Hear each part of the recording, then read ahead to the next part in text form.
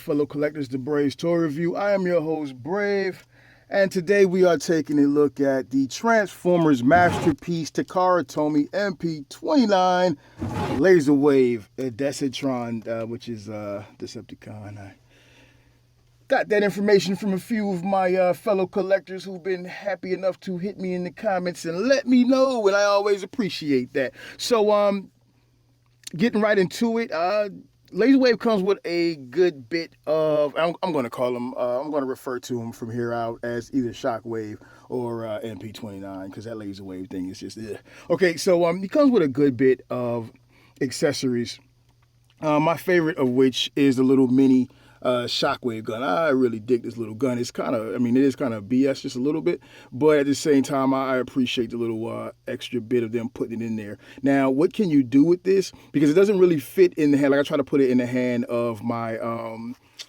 fans project. Remember the Colossus upgrade set to Warbatron? And it doesn't really work so well in that, mainly because of the handle. It's just like a little bit smaller than you would want, but it does fit in the hands of some of the other MPs, so it kind of works out. But I've never known that Shockwave to do like the mass shifting, whereas he transformed to the gun and got smaller. If I remember correctly from the cartoons, when he transformed to the gun, he's always just been huge, and he might float in the air and bust a shot or something like that. He also comes with, this is actually the laser hand nozzle thing that comes on him out of packaging. I've already put the clear one on, and I'll show you that when I transform him, right? And then he comes with a variety of extra hands. Both of his Decepticon Nazi salute hands, solid one and a clear one here. And then he has the articulated hands on a, I think that's a pin inside of there. It feels a little... like it's a ball joint with the pin inside it, so you get a little bit of rotation inside of there. Then it's one pin going through all the digits. And it's just a clear plastic. I'm not really a fan of the clear plastic deal. I'm not sure why they would put that here, other than for the laser gun. But, it's cool that they did it, so whatever. Then you have the solid hand, same deal as far as there being a little bit of movement there in the wrist portion here, and then the pin through here. And then you just like kind of plug it on. So that's that. He also comes with this MP card, comes with this direction set, which you really honestly don't even need, except for figuring out how to put this on, because it's just a little bit tricky. Very, very small amount of trickery to that. Comes with a sticker set. I don't understand why the stickers aren't on him or like molded in. It's an MP. I'm not sure why they would do that. That's kind of hokey to me. And there are some things that I really take issue with this. Well, let me just say this before going on. Then mine came with a coin. I'm pretty sure in most cases, many of you who've got this got the little collector coin. I'm not sure if you have to pay extra or whatever. I don't know. I know it came with mine. So, if you got it, then you got it. And if you don't got it, I don't think you'll really miss it. Packaging is kind of nice, though. Cool. I like the way it looks. All right. So, yeah. I actually like this color more than that color. It's not quite the same, right? And I think this color was going for this actual color, but the plastic just couldn't grasp it. They could have did it with paint. They could have achieved that with paint. But, of course, they decided not to use paint. Hey, let's clear some of this crap out the way and get into it. So taking a look at it, it comes in the laser gun mode. It's not the biggest laser gun mode, to be quite honest with you. And that was one of the things that made it standoffish for me. But it accomplishes the laser mode fairly well. I like the transformation. I like the choices they made as far as how the leg portion and the rear portion of the laser gun actually come about. And that's pretty cool. I also am a fan of this hose. I think many of you are. This hose is some goodness. It's like a slinky. Slinky's a wonderful toy. Remember that? Yeah, that's what it is. So and it's really, really the best choice anyone has made. Now, another thing about this guy, his little scope thing is way back here on the ass end, and you just kind of flip it as a single pin going through there, and you kind of flip it up, and there you have his little scope deal there, and that's not too bad, right? Just there's something about it being so far back that I'm not really a fan of that either. Now, of everything that I kind of take issue with this guy, two of the major things is this deal here this big gape here, and I understand why it's there because of the transformation choices. But I think that with this being a masterpiece, we should have went a little bit further and did something to cover that, as well as looking down here, this area here, and just the hole that's left here, and even on the front side of it. I don't think that that's acceptable for a masterpiece. I really don't think that's acceptable. Oh no, I mean it's a laser rifle. I mean it's a laser pistol, right? And there's really no definition as to what it should be or shouldn't be, other than based on the cartoon and the original G1 toy. I mean, I think it'll come down to preference for you as far as how well the laser weapon is pulled off, at least as far as size goes. Some things I want to point out about it. This little trigger deal, it's really, I mean, you can get your finger in there. And how often are you really going to have this thing in a laser weapon mode or whatever the case is? But the trigger is just really rinky dinky, in my opinion. Another thing is looking at the top of it. There are a lot of screw holes, and they're going to be. But when you consider this is an MP and that this is the alt mode for this figure, and for the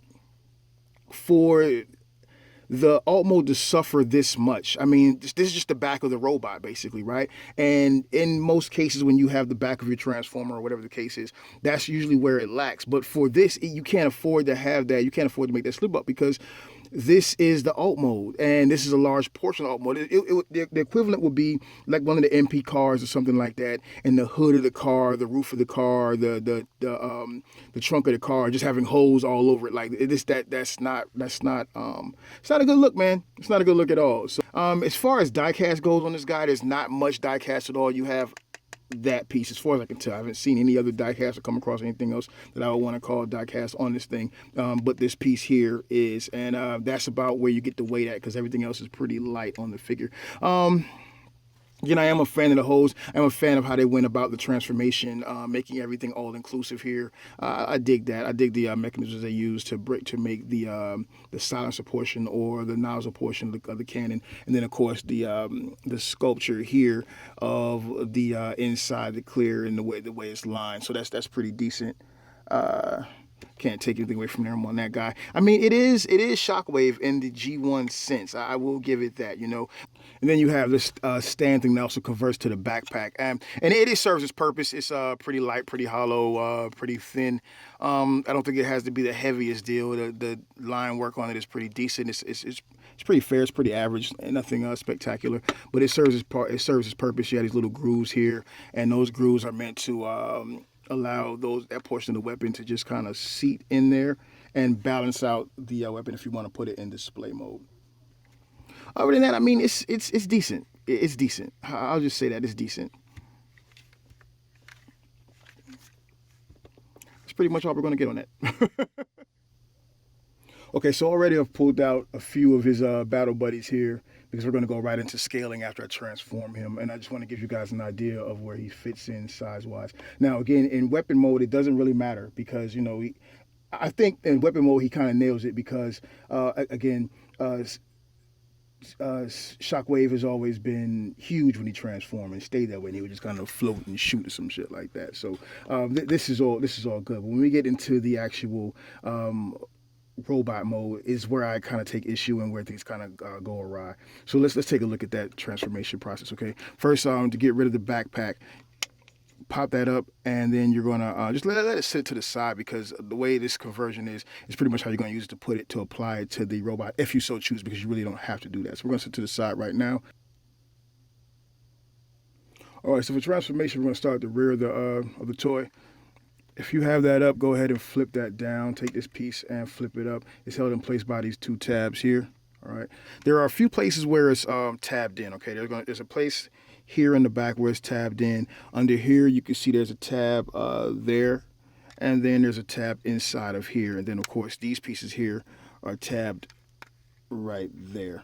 All right, so you're gonna disconnect those, which frees up this portion right here, the lower portion of it, and then you can disconnect that portion and just rotate it out a little bit to give yourself some room, right? And then under here, separate that tab there, and then you can disconnect the legs like that. All right. While you have the legs separated like that, and this is on a double arm here, so it's like a hinge there. Go ahead and flip this portion out, flip that portion out. Take the feet, which are on a very strong ratchet, rotate that around. Make sure that this is straight, and then there's a little tab here, which goes into a slot right there, and you can just tab that right in, and that's the front portion of the leg. All right. Bring this portion down and rotate it. And then you kind of just bring the leg pieces together here. And this portion here kind of fits into this gap. Let me see if I can show it to you. Right here. This tab right here is going to slot right there. So let's bring those pieces together. And now that's all tabbed in. And that's pretty much the lower leg portion there. Once you have those pieces, both legs transformed, you can go ahead and rotate them on around. And now you're pretty much there. You're pretty much there. You got the legs done. You got the lower torso piece done. You got these little flaps. You can push them on in. All right. So the next step here, you can extend the chest portion. The ab portion here, which is going to give you a little bit of rotation there. All right, as well as a little bit of a reverse ab crunch there, which is kind of cool. All right. The trigger really, to be honest with you, it always kind of flops in on its own, so it's probably already going to be there for you. So no big deal there. Stick your finger up inside of here and go ahead and pull this portion all the way down, which covers the trigger piece. And that's kind of a cool little gimmick there. I kind of dig that, right? All right, so now it comes to my favorite part of the transformation of everything. All right. Shoot those on up, and these are on double hinges here, right? So shoot those on up, and as a matter of fact, do yourself a favor and kind of go ahead and collapse it for that backpack mode. All right, so there you go. You should get like it kind of looks like a gray reverse laser beak deal, right? All right, these arms are now here secured by tabs here, and then there's also a tab there. You can go ahead and just kind of separate that. You can see what I'm saying there, whereas you had a tab here and a slot right there, and then you had these two tabs here which slotted in there, those little peg holes there, and that kind of just comes on down, right? So you bring this on around, there you go. Those are your arms all in place, right? There you go. And you can flip that around, there you go, like that, and you can pretty much see that he's coming into being, right? All right, so looking at his back, if you want to go without the add-on of this portion here, then the transformation would look like this. You're going to take these pieces here, you're going to work them back into place like that, fold this bit up like that, and then bring it on down. And then these tabs here will slot into there. And I mean, that's just easy peasy though. I mean, like, it's just too easy. Right, there you go. Now you can just bring the head up. This is a part that I kind of take issue with as well. There are a few areas where I take issue with. The head is down in there. It would have really benefited from like a mechanism to cause the head to pop up, since you were going to put it on this little spring deal, but there is not. You kind of push it a little bit and work it out, and it will come up once you got your hands around it. And then if you pull it up hard enough, it kind of tabs into place and it's solid. I know there was a few people that complained in the beginning when the first few shots of this guy was coming out, as far as in hand, people were like circulating him around the groups and Facebook and stuff like that. But yeah, if you pull it up to the full extension, then it will kind of tab into place inside of it. It locks in place. All right, and so that's pretty much your Shockwave there, your MP Shockwave, and that's a good look at him all the way around. Yeah, let me show you this backpack deal here right quick before we go any further with our views on this guy. All right, so take this piece here, take this deal here, flip those back up like that. Just bring this piece here up like that, all right? Now for mine, this piece is just a little bit loose, so it doesn't really stand up like that. I'm not sure if you guys had an issue or not. So I just kind of fold it all the way up. But you want to have this completely collapse, just like that. It should be just that slim, okay? The directions kind of they go through it, but it can be just a little bit misleading. All right, so this portion here, this is the way you want to have this, right? You can have this portion up, you can have it down. It doesn't matter because it's going to fold into place at some point anyways. All right, so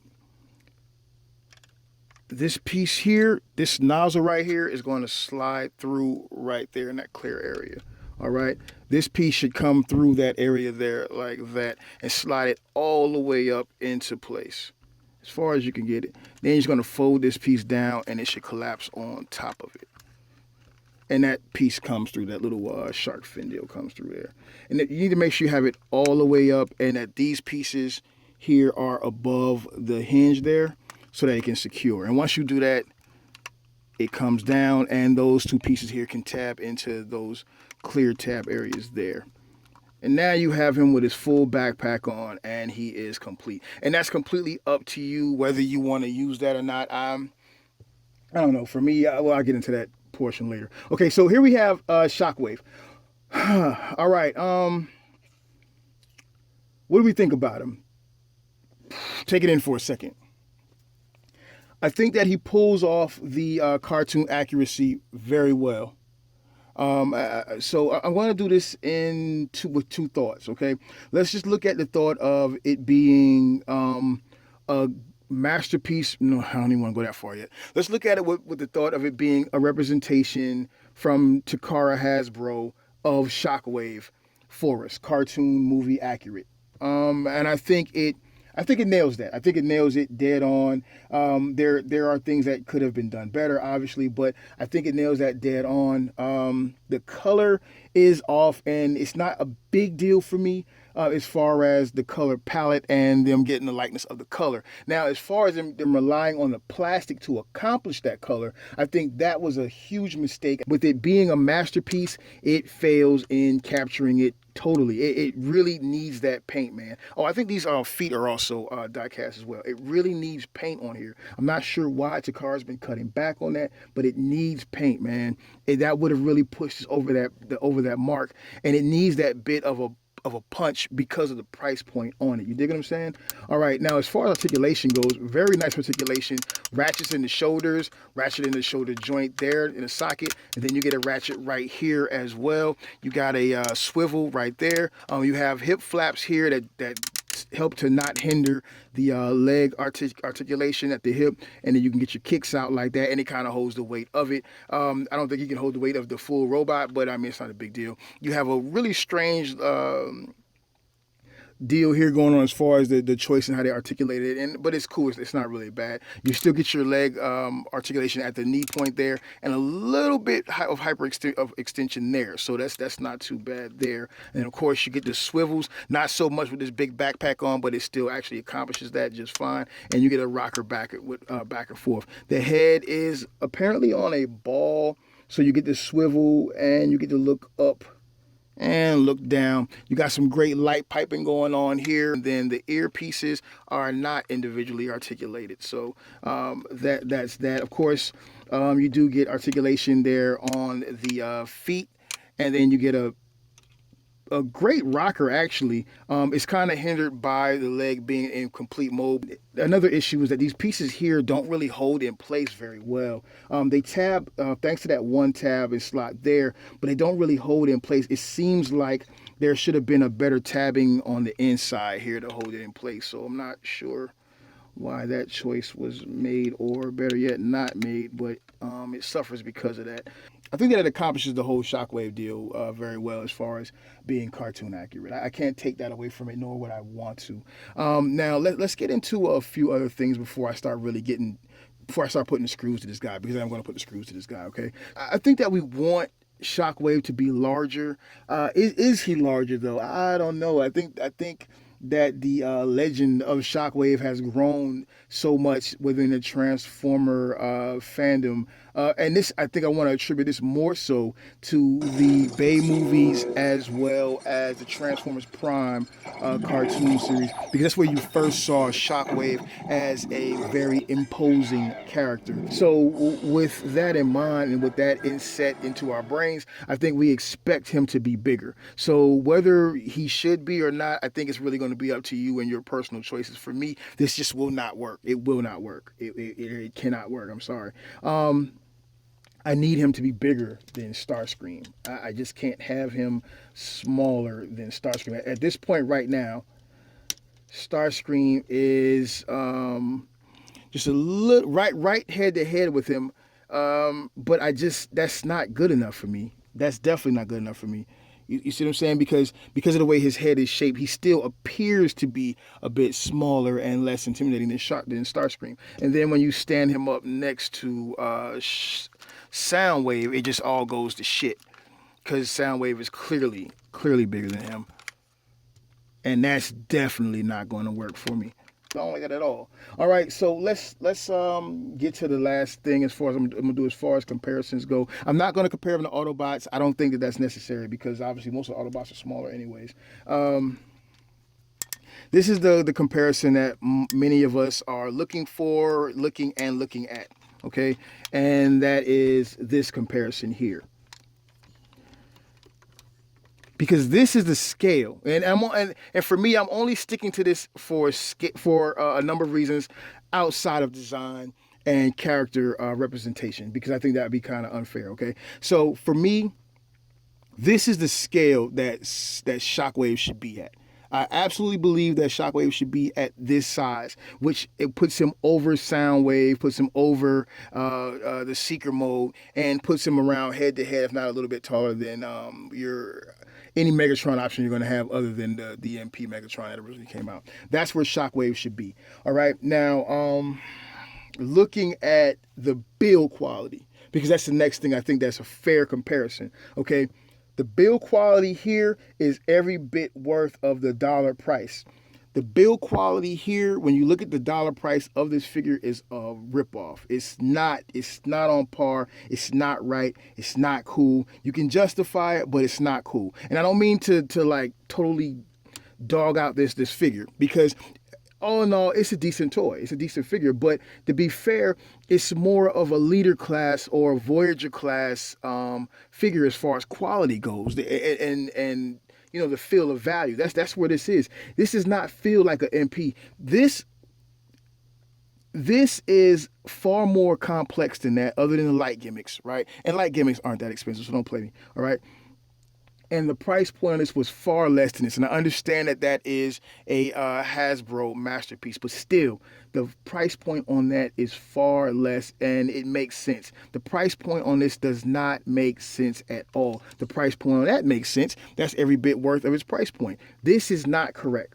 This $150 price point on this figure is completely off, completely wrong. Takara or not. I don't know what you guys are paying for Takara overseas, but I know in the US the price point is $150, and then shipping depending on who you're getting it from. And that doesn't even feel like $60, to be honest with you. So I'm not sure what's going on within the world of masterpieces, but that's not right. Had you given us this kind of build quality, this kind of weight, but with your design, I would have been all in and appreciative of it.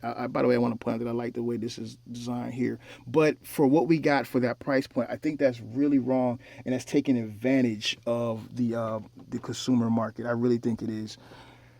Having said that, you guys are going to make your choices as to whether you want this thing or not, and I won't hold it against you. I think that if you do get it, I got it. I'm a toy reviewer, so I'm going to get it.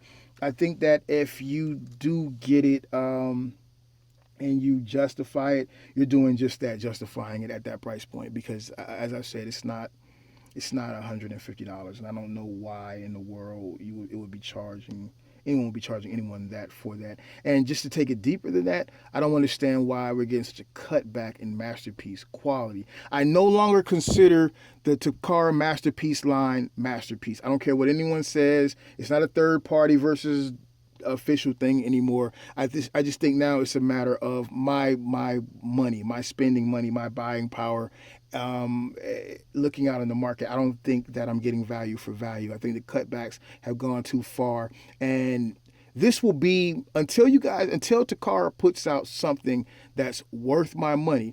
This will be my last Takara MP purchase. It's not the best product for the price.